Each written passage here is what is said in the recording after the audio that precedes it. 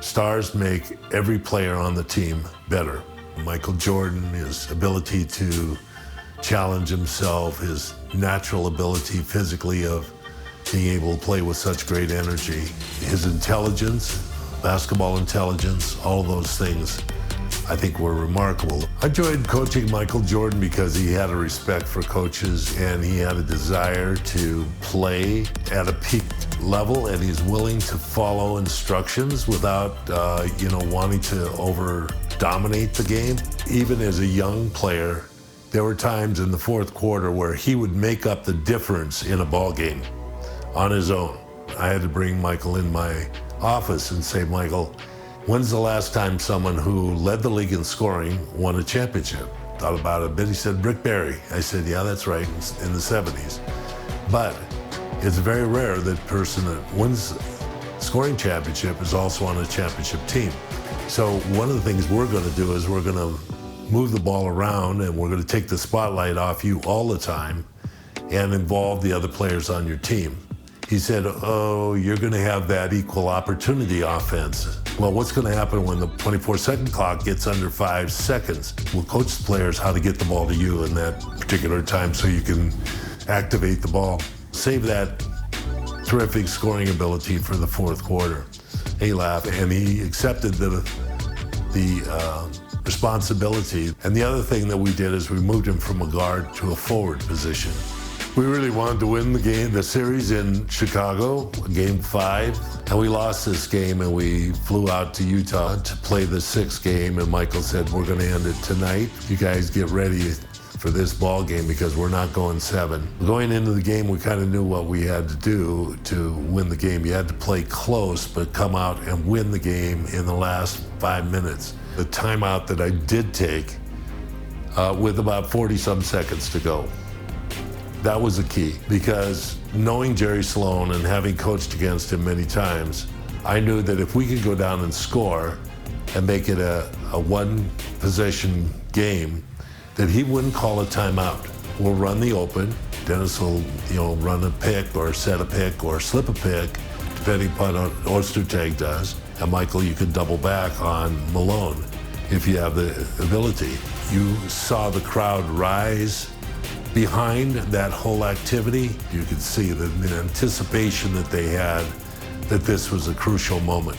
Michael changed the idea and pulled up for the jumper instead of taking it to the hoop and finished it. We called that season The Last Dance, and I thought, for an ending of a career, there could have been nothing sweeter than what Michael had just done.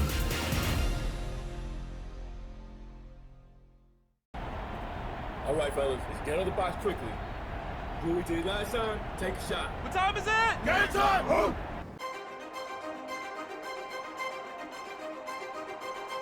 Every great plot has its twist. Game 5 of the NBA Finals was no exception. In fact, it may have shifted the momentum in the series.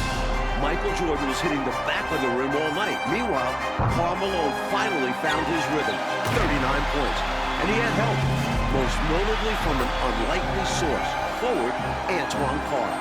Called upon in the second half, Carr had 5 attempts from the field. He made all 5.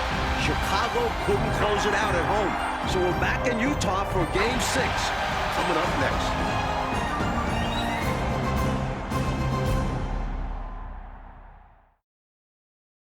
Good evening, fans, and welcome to the Delta Center for Game number 6 of the NBA Finals with the Chicago Bulls and our Utah Jazz.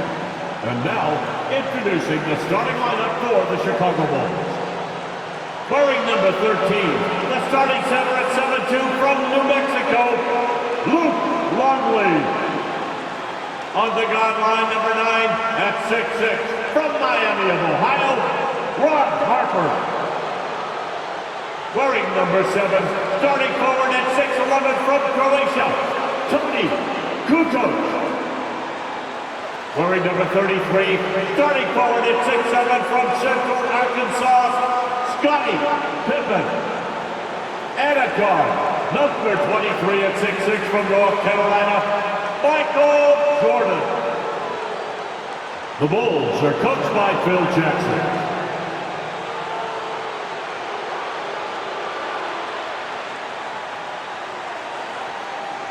Now, let's meet your Utah Jazz.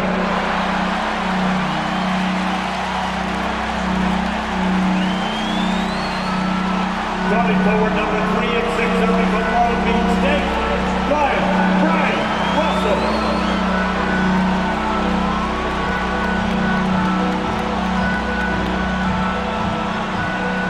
The starting center, number 31 at 6'9" from Stanford, Adam Keefe.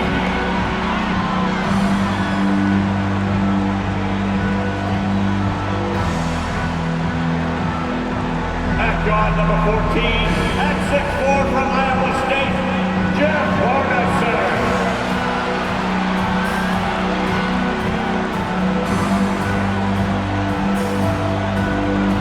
On the guard line, number 12 at 6'1" from Gonzaga, John Stockton.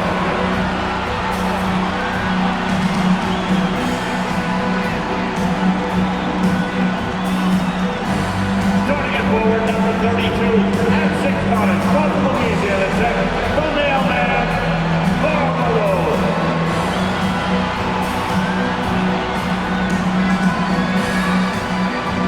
The Jazz are coached by Jerry Sloan.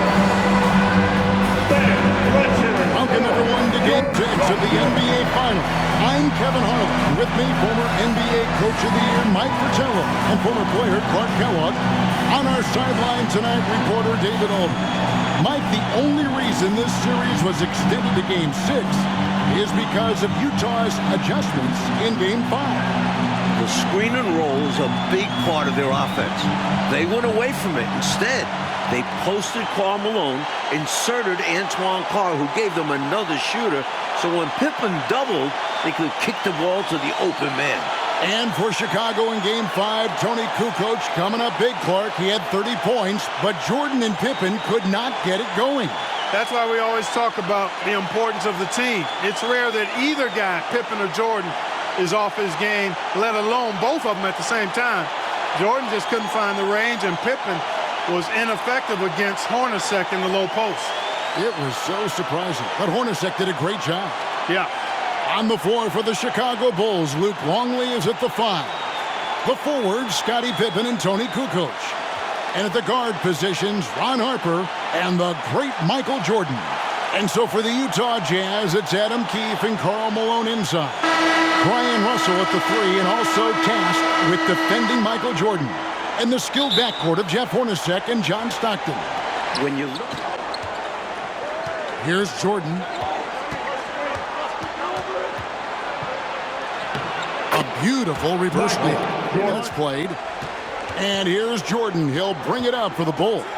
And a big Game 5 for Tony Kukoc. You know, Clark, he made as many shots in just 13 attempts as Jordan and Pippen made. I like the strategy.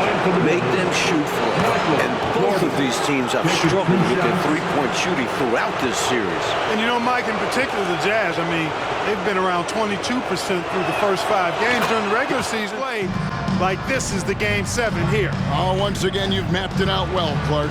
Seems to me, Clark, like the Bulls doing a pretty good job of containing the terrific Karl Malone. Not having the same impact as MJ. That's been a factor. Huge. On the wing, Jordan.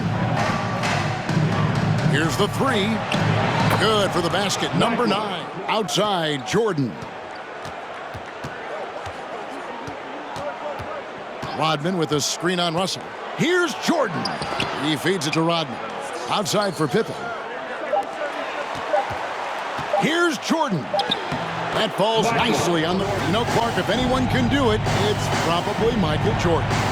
Yeah, Kevin, he's one of the rarest athletes I've ever seen. You think about his unique giftedness. Outside Harper. Down low. Here's Jordan. And slam dunk by Jordan. Longley passes to Jordan. 5 to shoot. Oh, and the jam by Jordan. Fourth quarter keeps moving right along. 3 minutes gone so far. Nice find there by Rodman, leading to the bench. A ton of assists, plus lots of different scorers out there. Yeah, things you all appreciate. And it's Jordan with the jam. Positioning is extremely important. And he could not have played him much better. And they double up Jordan. Kerr, the pass to Jordan. That's good. And so Kerr with the assist. Morris comes in for Russell. Anderson, he's checked in for Hornacek. And Isley subbed in for Johnson. Here is Jordan. There's 14 seconds left in the fourth quarter.